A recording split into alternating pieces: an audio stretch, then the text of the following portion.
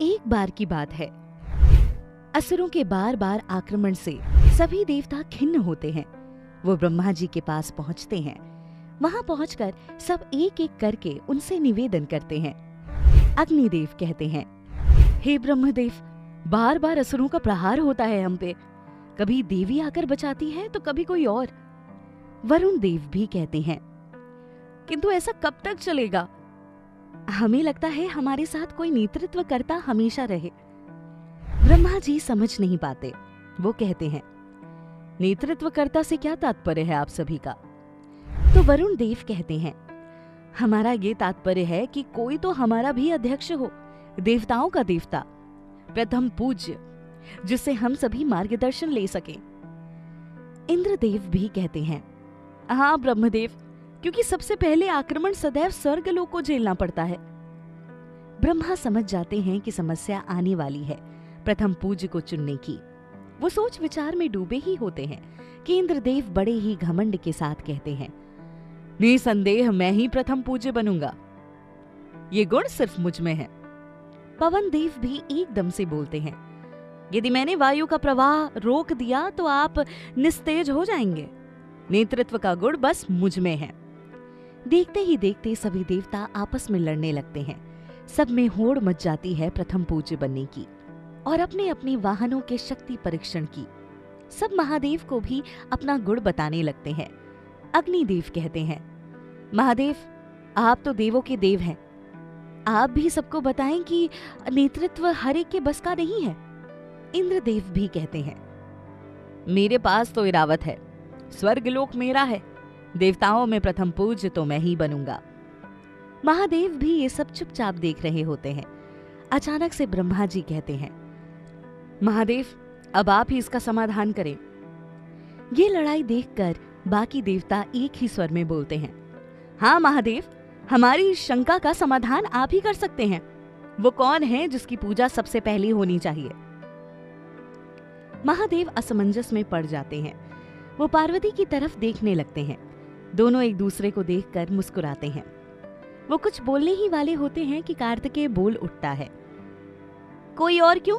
प्रथम पूज्य तो मैं ही बनूंगा पिताश्री, मैं आपका पुत्र हूं। ये सुनकर मां पार्वती और महादेव दोनों ही हंसने लगते हैं। तभी वहां नारद मुनि भी आ जाते हैं, उनके साथ अगस्त ऋषि भी। नारद मुनि कहते हैं, नारायण नारायण, प्रथम पूजनी के नाम को लेकर चिंतन हो रहा है प्रभु, ये सरल नहीं। अब ऋषि अगस्त ही इस पर प्रकाश डाल सकते हैं। ये सुनते ही महादेव प्रसन्न हो जाते हैं और कहते हैं, अति उत्तम ऋषिवर, अब आप ही बताएं कैसे प्रथम पूज्य के नाम का निर्धारण किया जाए। अगस्त ऋषि कहते हैं, प्रणाम महादेव, प्रणाम ब्रह्मदेव। हमें सभी के बीच प्रतिस्पर्धा रखनी चाहिए। जो जीतेगा वही देवताओं को दिशा निर्देश दे सकेगा, प्रथम पूज्य बनेगा। महादेव भी उनकी बात का समर्थन करते हुए कहते हैं, जो भी देवता सबसे पहले संपूर्ण ब्रह्मांड का चक्कर काटकर वापस लौटेगा वो विजेता कहलाएगा। ये सुनकर सूर्यदेव हंसकर कहते हैं, मेरे पास 7 घोड़ों का रथ है, सिर्फ मैं ही जीतूंगा।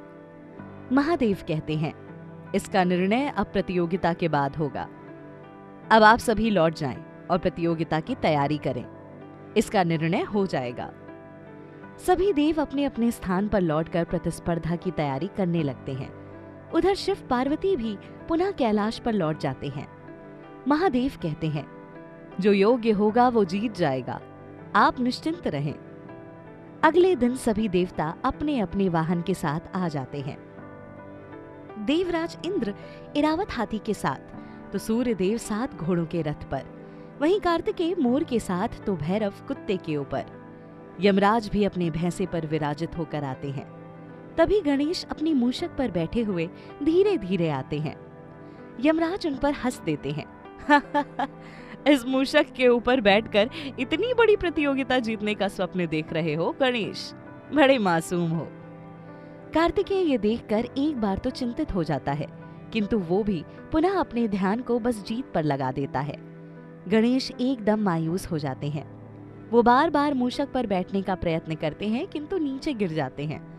महादेव कहते हैं, अब प्रतियोगिता की शुरुआत की जा रही है। आप सभी को ब्रह्मांड का संपूर्ण चक्कर लगाकर पुनः यहीं लौटना है।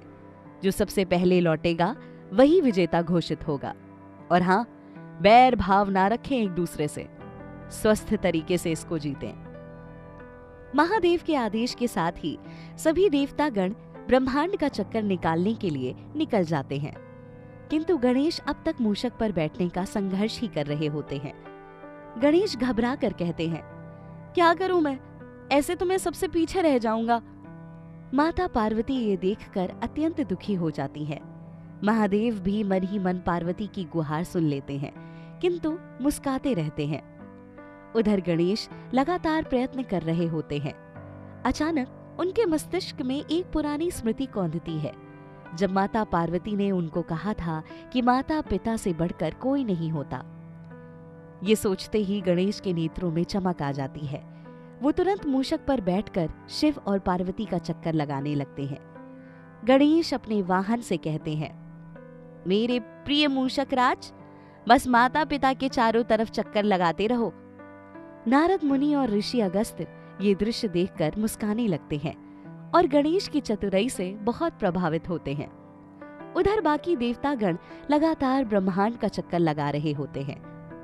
इंद्रदेव प्रसन्न होकर कहते हैं, मैं ही विजेता बनूंगा, मेरे पास स्वर्गलोक भी है।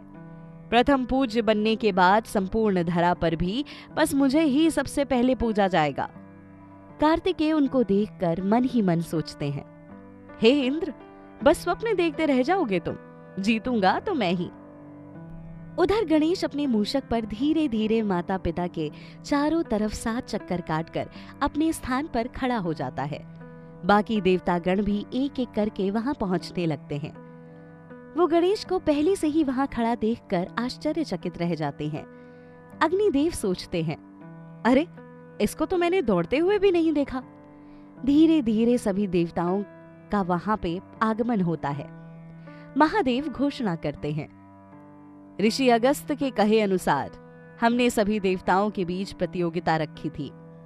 इस प्रतियोगिता के विजेता गजानन को घोषित किया जाता है। कार्तिकेय गुस्से में बोलते हैं, ऐसे कैसे पिताश्री, उसने तो भाग भी नहीं लिया प्रतियोगिता में, वो यहां सबसे पहले पहुंचा कैसे? तो महादेव सबको शांत करते हुए कहते हैं, पूरे ब्रह्मांड में माता पिता का स्थान सर्वोच्च होता है। असल में माता पिता ही संतान के लिए ब्रह्मांड होते हैं। गणेश ने माता पिता की परिक्रमा पूरी करके सबसे पहले अपने स्थान को ग्रहण किया, इसलिए समूची धरा पर उनको प्रथम पूज्य के रूप में पूजा जाएगा। सभी गणेश की जय जयकार करते हैं।